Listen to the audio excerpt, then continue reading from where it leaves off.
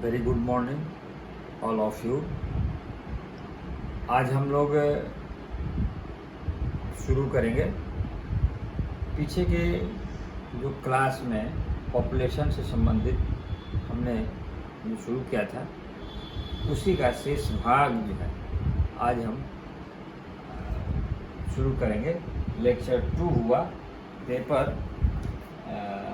Part 2 honours, paper 3 lecture 2।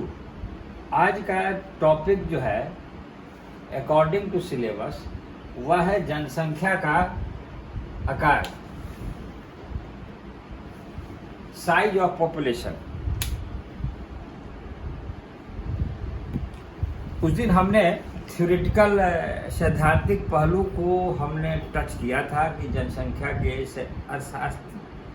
अर्थशास्त्र के दृष्टिकोण से उसका सैद्धांतिक पहलू क्या है।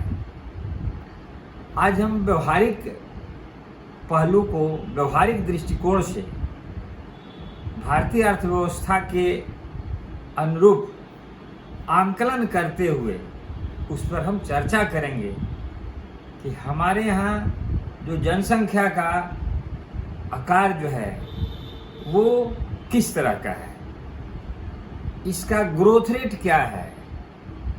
तो सबसे पहले जनसंख्या को आकार जानने की पहले हम लोग 3 अवस्था के बारे में हम चर्चा करना चाहेंगे।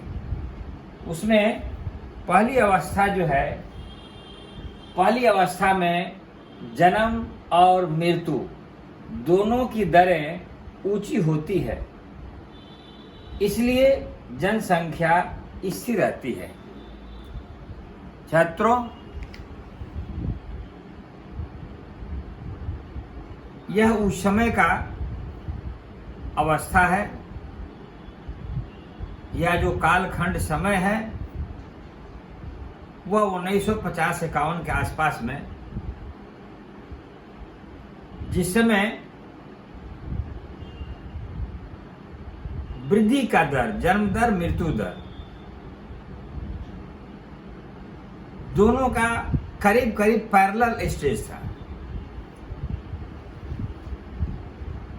क्यों? कि उस समय एक पक्ष को अगर हम लोग देखें, जन्म दर को ही देखें, तो ट्रेडिशनल सिस्टम, रीति रिवाज, अंधविश्वास के फलस्वरूप लोग जन्म दर का जो ग्रोथ रेट था वह ज्यादा था, और दूसरे तरफ मृत्यु दर भी था, वो भी ज्यादा था। कुपोषण था, भूखमरी था, चिकित्सा का अभाव था, बहुत सारे महामारी है, बीमारी, हैजा, प्लेग, उसका कोई विकल्प नहीं था, जिसके फलस्वरूप उसकी भी ग्रोथ रेट, मृत्यु दर भी वह भी ऊंची थी। और जन्म दर भी, चूंकि लोगों के मन में यह धारणा बनी हुई थी कि कब अकाल महामारी आ जाए, कि घर में 10-10 मैक्सिमम लोग काल के गाल में चले जाते थे, तो ये दिमाग में मानसिकता बनी हुई रहती थी। तो वे प्रजनन क्रिया में या जन्म दर को अधिक से अधिक करने के प्रति उन लोगों की झुकाव रहती थी, और इस तरह की रूढ़िवादी व्यवस्था भी थी, भले ही उसका प्रभाव दूसरे पक्ष पर क्यों न पड़े। और दूसरा चीज कि उस समय यह सेक्सुअल अवेयरनेस का अभाव था। इसके फलस्वरूप पहली अवस्था में दोनों जन्म दर और मृत्यु दर दोनों ऊंची होती थी। सेकेंड जो स्टेज है वह दूसरी अवस्था में मृत्यु दर नीचे आने लगती है, लेकिन जन्म दर ऊंची बनी रहती है।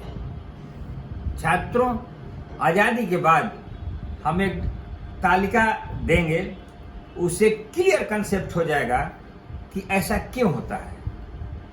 जन्म दर मृत्यु दर नीचे नहीं गिरती है, मृत्यु दर नीचे आने लगती है, लेकिन जन्म दर ऊंची बनी रहती है।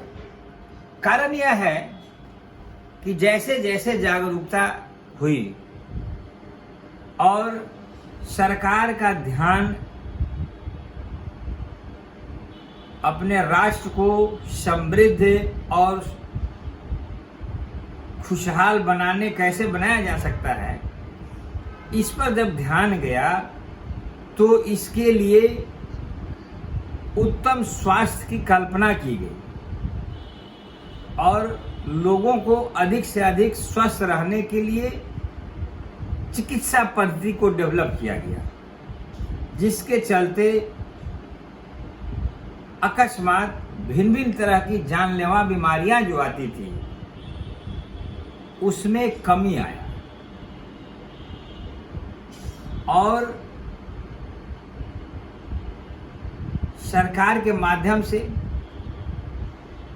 अकाल महामारी की जो स्थिति उत्पन्न होती थी उस पर भी नियंत्रण करने के लिए बहुत सारे कार्यक्रम, बहुत सारे प्रयास किए गए, जिसके चलते भूखमरी के शिकार, बेरोजगारी, बेकारी समाप्त नहीं हुई, लेकिन उसका दर, उसका परसेंटेज पहली अवस्था के बनिस्पत दूसरी अवस्था में कम हो गई। लेकिन दूसरी तरफ जो है मरने वालों की संख्या कम हुई, लेकिन जन्म दर जो था उसमें बहुत ज्यादा सुधार नहीं हुआ। कारण वही था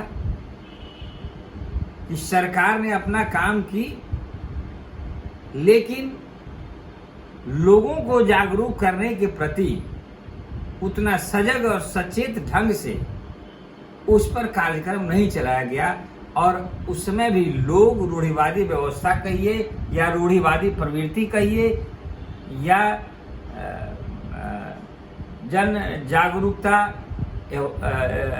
अवेयरनेस प्रोग्राम कहिए, ये सारी चीजें का अभाव था, जिसके फलस्वरूप एक तरफ सुधार हुआ, लेकिन जन्म दर में के जो उसका जो ऊंची जो रफ्तार थी उसमें कोई सुधार नहीं हुआ। थर्ड स्टेज जो आता है, तीसरी अवस्था में जन्म और मृत्यु दरें नीचे हो जाती है और जनसंख्या वृद्धि की दर भी नीचे रहती है। छात्रों, एक ऐसा भी समय आता है कि दोनों बैलेंस की स्थिति में आती है। वह कब होता है? जब लोग जागरूक होते हैं, शिक्षित होते हैं और दूसरा जो फैक्टर है वह फैक्टर है कि जब औद्योगिकरण, शहरीकरण का विकास, इस शहरीकरण, औद्योगिकरण के तरफ जब जनता का झुकाव, देश का प्रयास जब होता है, तो वैसी स्थिति में ये दोनों पॉइंट, जन्म दर, मृत्यु दर, दोनों बैलेंस की स्थिति करीब करीब, ऐसा नहीं है कि अनबैलेंस होता है, लेकिन करीब करीब पहले के बनिस्पत उससे कुछ अच्छा स्थिति में रहता है। कारण यह है कि, और यह जो है औद्योगिकरण, शहरीकरण, यह टाइम टेकिंग है, यह लंबा प्रक्रिया होता है और इसमें समय लगता है, लेकिन इसका आउटपुट, इसका रिजल्ट लोगों को लंबे समय में मिलता है। और इस तरह से उस आधार पर कुछ जो जनसंख्या विस्फोटक की स्थिति की जो कल्पना की जाती है उसके आसार कुछ कम हो जाते हैं। जैसा कि इसके पहले क्लास में हमने बताया था, एक निराशावादी, एक आशावादी, तो वो बातें यहाँ करीब करीब तीसरी अवस्था में देखने को मिलती है, जो आशावादी के तहत उसकी कल्पना हम कर सकते हैं। तो छात्रों, यह 3 स्टेजेज हैं। इसको एक हम, चूंकि ब्लैक बोर्ड छोटा है और घर पर रह के ही यह कार्यक्रम चलाया जा रहा है, तो इसमें एक हमने प्रयास किया है, एक आप लोगों को समझाने के लिए एक तालिका हमने बनाया है। इससे आप समझ पाएंगे कि हमारे यहाँ के हिंदुस्तान की जनसंख्या का ग्रोथ रेट, वृद्धि का दर जो है वो क्या है। कृपया आप इस तालिका को ध्यान से देखने का प्रयास करेंगे। छात्रों, इसमें वर्ष दिखाया गया है 19 से लेकर 2001 तक, 11 तक। दूसरा कॉलम में जनसंख्या करोड़ों में दिखाया गया है। तीसरा जो कॉलम है दशक, माने 10 साल की वृद्धि दर इसमें दिखाया गया है। औसत वार्षिक वृद्धि दर इसमें दिखाया गया है। और जनसंख्या का घनत्व प्रति वर्ग किलोमीटर इस कॉलम में दिखाया गया है। यह भी आप जानकारी प्राप्त कर लें कि जनसंख्या का जो है स्थिति जो है, आपको हिंदुस्तान का पूरे विश्व में दूसरा स्थान भारत का आता है, पहला स्थान चीन का आता है और तीसरा स्थान अमेरिका का है, जिसमें पूरे विश्व का भूभाग का 2.4% भूभाग जो है वह हिंदुस्तान का है। और जनसंख्या का अगर देखेंगे तो समस्त विश्व की जनसंख्या का जो प्रतिशत है वह 17.5% जनसंख्या का है। तो छात्रों, इसमें हम लोग इस डायग्राम, इस तालिका को देखने से, और इसका हमने सोर्स दिया है government of India provisional population table report 1/2011। छात्रों, चूंकि यह 2011 का डाटा है और आप जानते हैं कि सेंसस जो होता है वह 10 सालों पर होता है, और पुनः अभी जो डाटा अवेलेबल है, जो किताब में जो हमारे पास है, उसी पर ये सारी चर्चाएं, परिचर्चाएं, आंकलन किया जाएगा। और इसी आधार पर उसका ग्रोथ रेट पॉपुलेशन का हम निकाल कर आप लोगों के बीच रखेंगे और उस पर हम चर्चा करेंगे।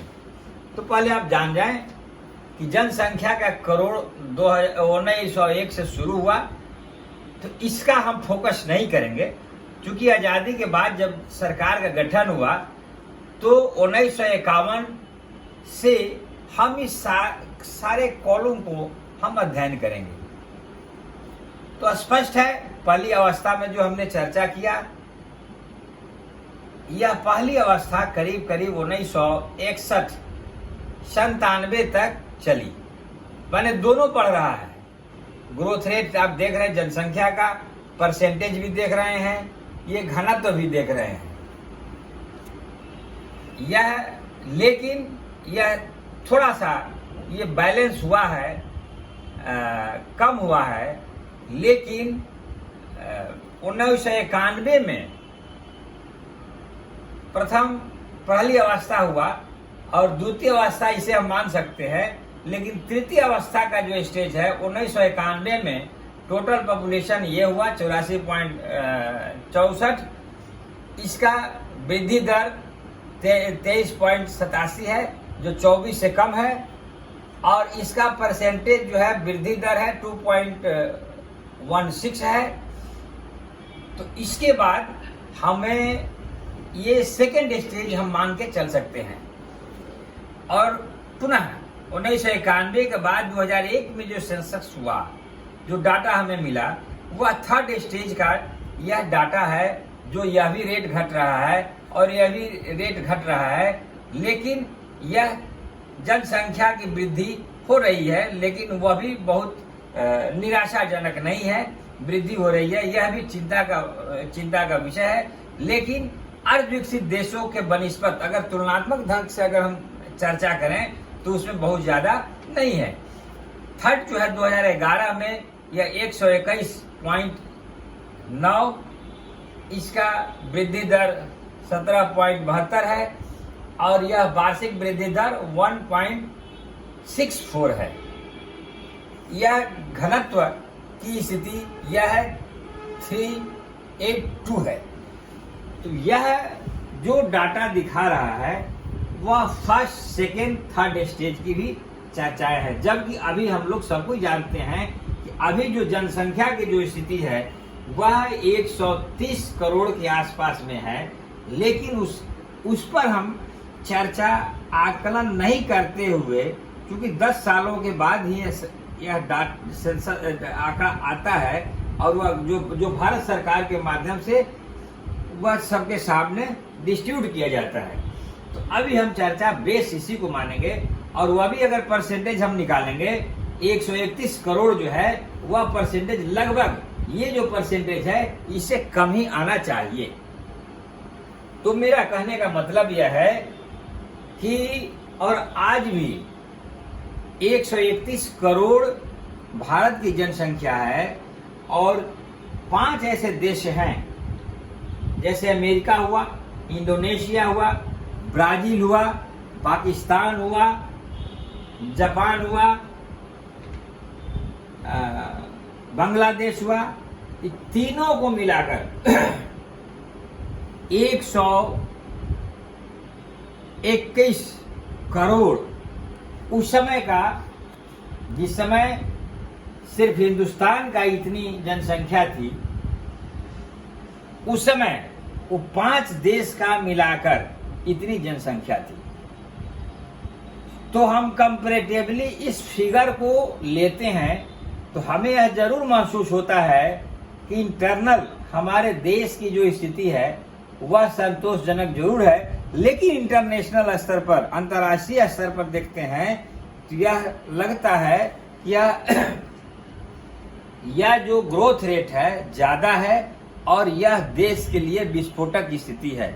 खास करके अल्प विकसित देशों में जो भारत की कुल राष्ट्रीय है कंपैरेटिवली वह 1.2 है। जो 1.2 कंपैरेटिवली जो दर है वह स्पष्ट करता है कि हिंदुस्तान का प्रति व्यक्ति आय का इतना, या राष्ट्रीय आय इतना कम होना, जनसंख्या का ग्रोथ रेट जो है वह विस्फोटक की स्थिति में है।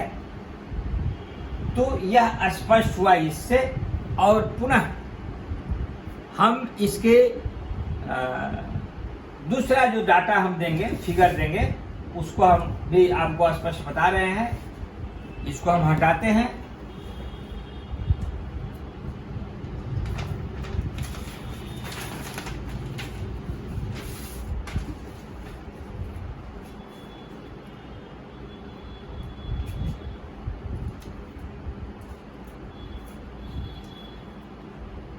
यह डाटा, यह जो तालिका है यह बता रही है कि औसत वार्षिक जन्म दरें और मृत्यु दरें 250 से 51 से लेके 2016 तक। तो यह भी जो है 2001 से लेकर 2016 तक का जो स्रोत है government of India economic survey से जो आंकड़ा मिला है वह जन्म दर प्रति 1000 व्यक्तियों में इस समय से यह दर्शा रहा है। यह मृत्यु दर है, यह मृत्यु दर का यह वृद्धि दर है। तो स्पष्ट यह भी डाटा यह स्पष्ट कर रहा है कि 3 स्टेज जो उसमें जो बताया गया, जन्म दर और मृत्यु दर,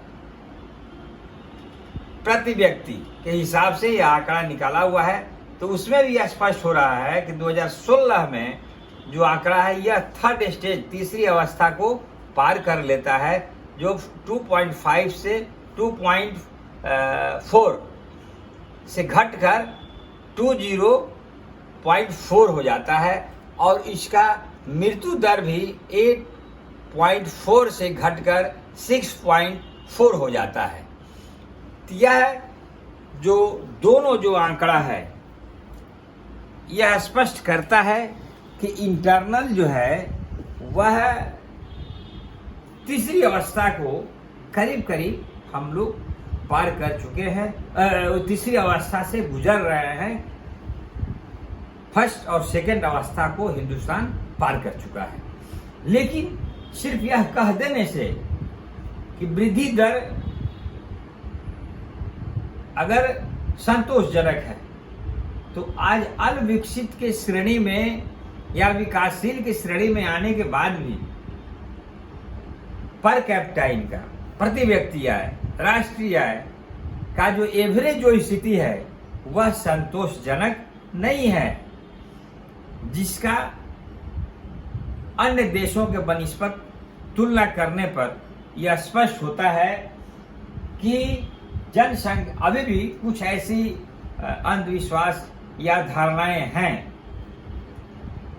कि लिंग की जो संरचना, जनसंख्या में लिंग की जो संरचना जो होती है, उस लिंग की जनसंरचना में हिंदुस्तान खास करके उत्तर भारत की स्थिति बहुत ही दयनीय है। छात्रों,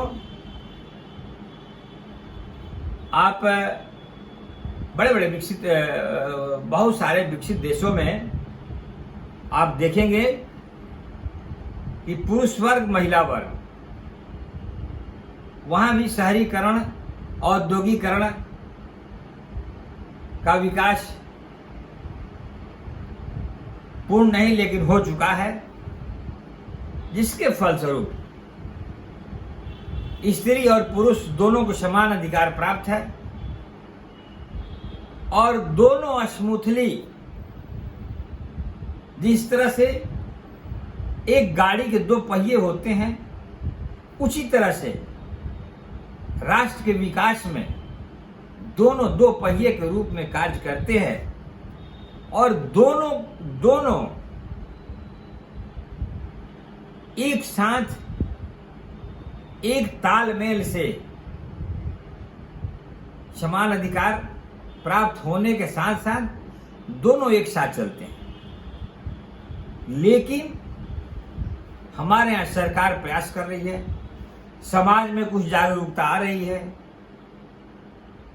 नवयुवक भी जागरूक हो रहे हैं, लेकिन अभी भी कुछ ट्रेडिशनल सिस्टम हैं जहां पर अवरोध बनकर सामने खड़ा हो जाते हैं, जिसका जीता जागता उदाहरण आप सेंसस, जब अभी एक आंकड़ा है हमारे पास कि 2011 में 1000 जो ग्रोथ रेट है मेल फीमेल का, 1000 लड़कों पर, फीमेल में लड़कियों की संख्या जो वृद्धि दर, जन्म दर जो है वह 900 कुछ के आसपास में है। यानी यह डिफरेंसेज क्यों होता है या क्यों हुआ, इस पर हम जब चर्चा करेंगे तो आज भी हमारे यहाँ लड़का और लड़की में भेद किया जाता है, सामाजिक बंधन कहिए, सामाजिक दबाव कहिए, ये सारी बातें हैं जिसका प्रभाव, डायरेक्ट प्रभाव समाज पर पड़ता है।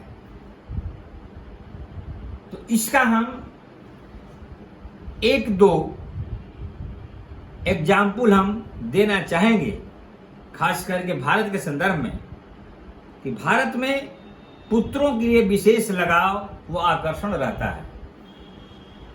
बहुत सारे रीति रिवाज हैं जिसमें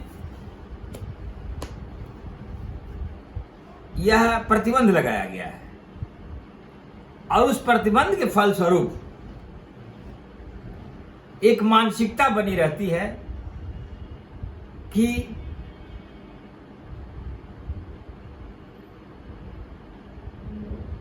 मानसिकता बनने के फलस्वरूप अधिक से अधिक प्रजनन जो है मृत्यु जन्म दर में लड़कों के प्रति लोगों का रुझान झुकाव ज्यादा रहता है बनिस्बत लड़कियों का। और बहुत सारे यह रीति रिवाज में जो प्रतिबंध लगाया जाता है डायरेक्ट असर उसका यह पॉपुलेशन के ग्रोथ रेट पर भी पड़ता है। आगे है देश के कुछ भागों में बहुत ही इंपॉर्टेंट चीज है भ्रूण हत्या। उसी का परिणाम है कि आज भी भ्रूण हत्या, अब तो विज्ञान इतना विकसित हो गया है, मेडिकल साइंस इतना विकसित हो गया है कि बच्चा जब गर्भ में जाता है तो उस समय ही यह अंदाजा लगा लिया जाता है कि लड़का हो गया लड़की। तो जो मानसिकता बनी हुई रहती है, तो आज भी पढ़े लिखे लोग भी वो आसानी से बच्चियों को स्वीकार नहीं करते, क्योंकि जानते हैं कि बच्चियां जो है वह परिवार का बोझ होता है और उस बोझ को ढोने के डर से वो भागना चाहते हैं, जिसका डायरेक्ट प्रभाव उसका भ्रूण हत्या पर पड़ता है। तो इस तरह से उसका ग्रोथ रेट मेल फीमेल का जो है वह ग्रोथ रेट वृद्धि का जो दर है उस पर भी पड़ता है। आगे है कि कन्या के भ्रूण हत्या के अलावा एक और बात जिसकी चर्चा करना चाहेंगे, बचपन में जो कम उम्र में भी लोगों का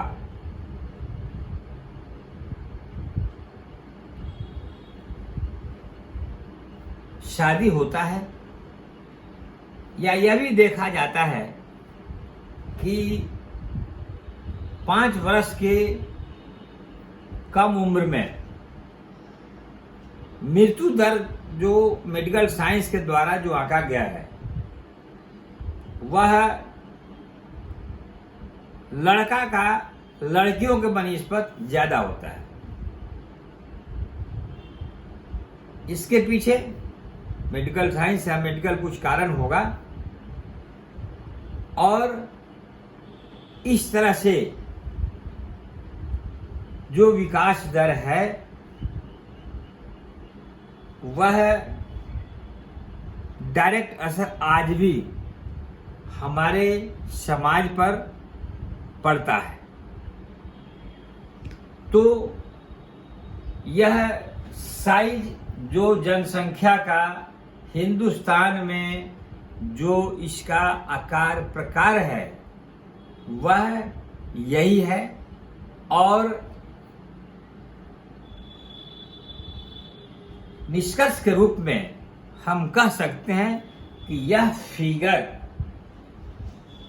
ग्रोथ रेट जो है विकास दर जो है वह संतोषजनक जरूर है, लेकिन ऑन द होल जब हम एनालिसिस करेंगे अंतर्राष्ट्रीय स्तर पर तो या इंटरनल जब हम आंतरिक मूल्यांकन करेंगे आर्थिक दृष्टिकोण से, प्रति व्यक्ति आय से, राष्ट्रीय आय से या रहन सहन के स्तर से, पेइंग कैपेसिटी से, तो यह लगे ऐसा महसूस होगा कि आज भी जनसंख्या के नियंत्रण की आवश्यकता है और यह अगर इस पर इमीडिएट तत्काल कोई इस पर कंट्रोल नहीं किया जा सकता है तो देश के लिए, समाज के लिए विस्फोटक की स्थिति उत्पन्न हो सकती है।